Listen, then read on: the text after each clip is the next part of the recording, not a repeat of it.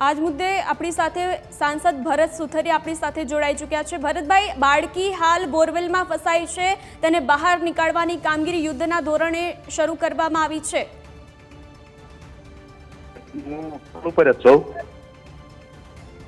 Hello जी भरतभाई, हाल जे बाळकी छे तो 2 વર્ષની બાળકી બોરવેલમાં ફસાઈ છે, કામગીરી કરવામાં આવી રહી છે અને કોઈ હાલ તેની ભાળ નથી મળી કે બાળકીની હાલત કેવા પ્રકારની છે, શું છે, કંઈ પણ નહીં। તેને લઈને આપની શું પ્રતિક્રિયા?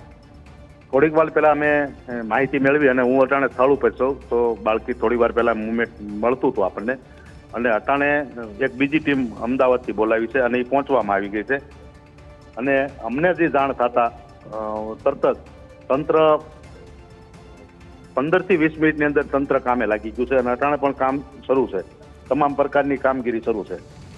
હાલ તંત્ર દ્વારા કેવા પ્રકારની કામગીરી કરવામાં આવી રહી છે? વ્યવસ્થિત જ થાય છે અને તંત્ર જેટલી ટીમ છે એ બધી અહીંયા હાલ હાજર છે, જિલ્લાની તમામ ટીમ હાજર છે, તમામ તંત્ર હાજર છે અને મીડિયા પણ અહીંયા છે અને મીડિયાની સામે પણ કામગીરી થઈ રહી છે। જી, આ પહેલી વાર નથી બન્યું કે આવી રીતે બોરવેલમાં બાળકી ફસાઈ હોય, અનેકવાર આ પ્રકારની બેદરકારી જોવા મળતી હોય છે, બોરવેલને ખુલ્લું રાખી દેવામાં આવતું હોય છે અને નાના બાળકો આવી રીતે ભોગ બનતા હોય છે।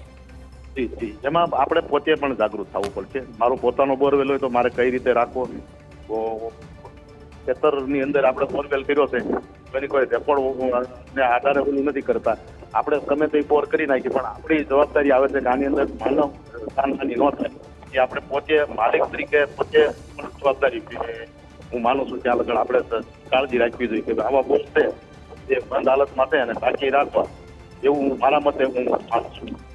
જી, 108 સહિત બીજી કઈ કઈ ટીમો હાલ ત્યાં કાર્યરત છે? 108 છે, ફાયર બ્રિગેડ છે અને એનટીઆરની ટીમ અને આપણે એક અમદાવાદની ટીમ આવી રહી છે અને એના નિષ્ણાતો પણ આવી રહ્યા છે। તો હાલ કેટલા સમયમાં આ જે રેસ્ક્યુની કામગીરી છે તે પૂર્ણ થશે? ક્યાર સુધી બાળકીને નીકાળી લેવામાં આવશે તેની કોઈ જાણ? એની જાણ આગળ મેં મેળવી।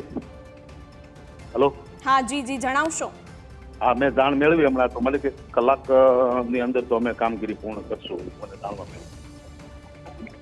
જે રીતે ઓક્સિજન બાળકીને અટાણે આપવાનું શરૂ કરાય છે, પરંતુ જે રીતે અત્યારે આ પ્રકારની બેદરકારી જોવા મળતી હોય છે, અવારનવાર આ પ્રકારના બોરવેલ ખોલી દેવામાં આવતા હોય છે, તો તેને લઈને કોઈ કાર્યવાહી કરવામાં આવશે ખરા કે જે પ્રકારે ફરીથી આ પ્રકારની જે બેદરકારી છે તે ના થાય?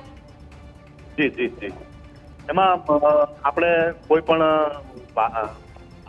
ખેડૂતની વાત એવી છે કે ખેડૂતને એવી માહિતી પણ ન હોય અને આ બોરવેલ તો બહુ ઓલો હતો પણ આ તો નાની બાળકી હતી એટલે ખબર વિનાની બાળક તો અણસમજણ હોય એટલે રમતા રમતા બોરવેલ પાસે ગયું અને પણ એ તો ગરદણીને જોઈ ગયા ખેતરની અંદર કામ કરતા હતા કે આની અંદર બાળક ગઈ છે। જી ભરતભાઈ, જોડાયા તે બદલ આભાર।